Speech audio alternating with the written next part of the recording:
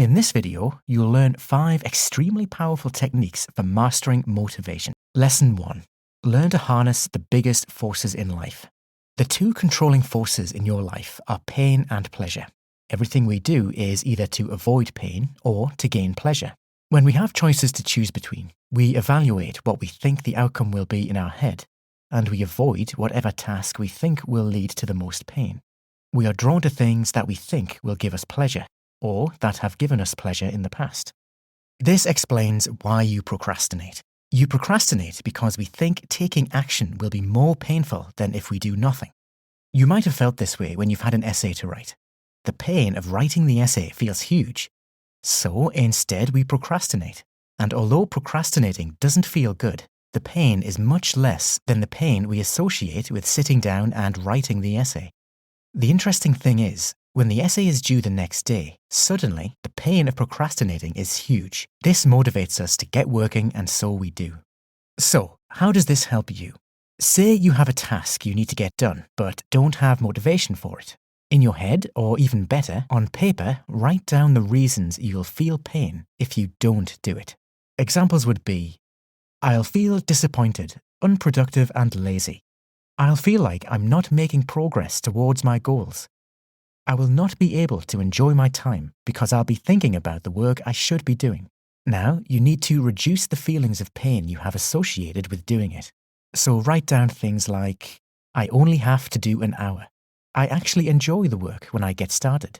It's never as bad as I think it's going to be. What you want to do is tip the scales in favor of doing what you really want to get done. You can also go and write how you'll gain pleasure from doing the work. Write things like, I'll feel great afterwards. I'll be one step closer to my goal. I'll feel productive and proud of myself. This is very simple, but it really works. Lesson 2. Motivate the chimp. Your brain is made up of many different parts. 2 major parts that make decisions are the limbic system and the frontal lobe. Understanding how these 2 areas work is crucial to mastering your motivation. The limbic system is the animalistic part of the brain that works with emotions, and the frontal lobe works with facts and is logical. The best way to visualize this is to imagine a chimp as the animalistic limbic system of the brain, and a human as the logical frontal lobe. When it comes to motivation, the chimp plays a huge part and is the reason for the resistance you feel. The human part understands why you want to do certain tasks, because it understands delayed gratification. So it doesn't put up a fight when you think about working towards your goals. This is not the case for the chimp. It's much easier to understand if you imagine you literally have a pet chimp inside your brain that you need to convince to do tasks. The chimp part of the brain has evolved to help us survive, and that means expending as little effort as possible to get by. It wants instant rewards and isn't intelligent enough to understand delayed gratification. It also doesn't understand your goals. So, how can you use this knowledge? You need to understand how to motivate the chimp, because when you do, you'll take away the resistance you feel towards doing tasks. The chimp is motivated by animalistic things such as sex, food, shelter, power, troop, which means friendship group, and sleep. First, make sure to cover the basics before trying to get the chimp to do anything. Get enough sleep, food, and water. Even needing to go to the toilet and not being warm enough really affect the chimp and stop it from being willing to do work. That's why it's so difficult to do work when you're tired or hungry. So make sure you have covered the basic chimp needs before trying to start work. Now that you have the basics covered, frame your goals in a way that would appeal to the chimp. It can help to literally talk to yourself to explain to the chimp. Maybe explain that if you do this task, you'll get more money, and that means more power, food, and shelter. If it's workout motivation, you need to remind the chimp that you will become more attractive, and therefore likely to have more sex. This really works. Another easy thing to do is use food as a motivator. If you're writing an essay, say to the chimp that when you've written another 300 words, you'll stop and get some really nice food. The chimp will quickly motivate you to write those words. So, get to know your chimp and what motivates it the most. When you form a good relationship, you will both get what you want, and you'll achieve your goals much more easily. If you want to know more about this, I'd highly recommend a book called The CHIMP Paradox. I'll put a link in the description of this video. Lesson 3. Find your questions. This is a very simple lesson. All you need to do is figure out a list of questions that motivate you. Tony Robbins says, "Quality questions create a quality life. Successful people ask better questions, and as a result, they get better answers." When you answer the questions, you should feel really fired up. Examples of these empowering questions are, how will I feel when I've achieved my goal? What is the one step I can take right now to move closer to my goal? Where will I be in 5 years' time if I keep working towards this goal? What will people say about me at my funeral? What legacy will I leave behind? What first motivated me to start this work? Create a list of questions that instantly spark up a fire inside you whenever you read them. And keep those questions somewhere that you can easily access when you need a quick boost of motivation. Lesson 4.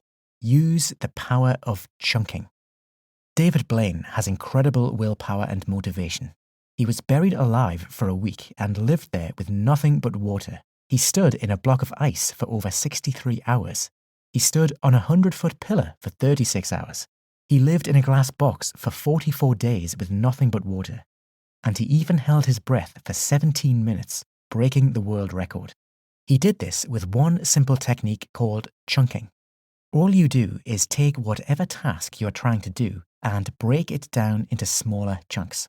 He would just stay focused on getting through each piece of the task, rather than looking at the whole task and feeling overwhelmed. When you keep focusing on one piece after another, you will build momentum, because you will feel good and you can see that you're making progress. And this pushes you to complete more and more chunks, rather than feeling like you're just continuously failing to complete one huge task. Whenever you get overwhelmed, your motivation will instantly drop. All you need to do is focus on the next chunk. Whatever you're working towards, just say to yourself, I know I can get through the next hour. I'll do that and go from there. It's simple, but David Blaine shows just how powerful this is. I use this exact technique to write the scripts for my videos, and it means I can much more easily write 2,000-word scripts from start to finish in a single day by focusing on 1 hour of writing at a time. Lesson 5.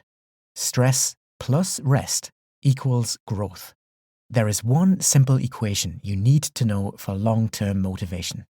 It comes from an awesome book called Peak Performance. The equation is stress plus rest equals growth. The perfect example for this is trying to grow muscle. When we work out, we stress our muscles, which stimulates them to grow. But it's only when we stop working out and we rest that our muscles are actually able to grow. A lot of people feel lazy and unproductive when they take rest. They think constant work is the best thing to do. But you wouldn't stay in the gym constantly for a week without any rest and expect to become extremely muscly. You'd obviously get injured. The same will happen if you constantly work. You will just burn out. So, what you need to do is make sure to find the right balance between stress and rest. Not enough stress and you won't grow. And not enough rest and you won't grow.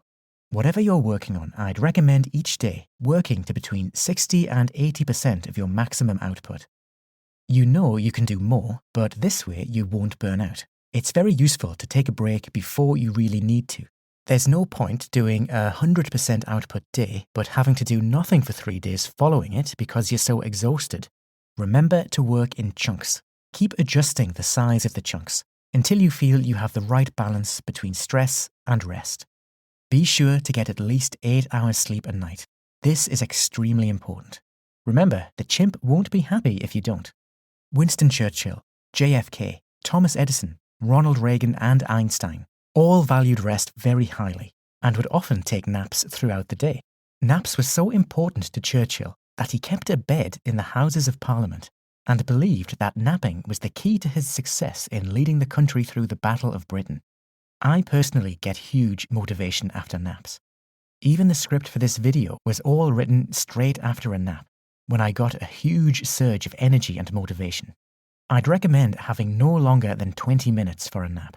Also try something called a caffeine nap if you need a real boost. All you do is have a caffeinated drink or caffeine tablet, then immediately go and nap for 20 minutes. And when you wake up, the caffeine will have kicked in.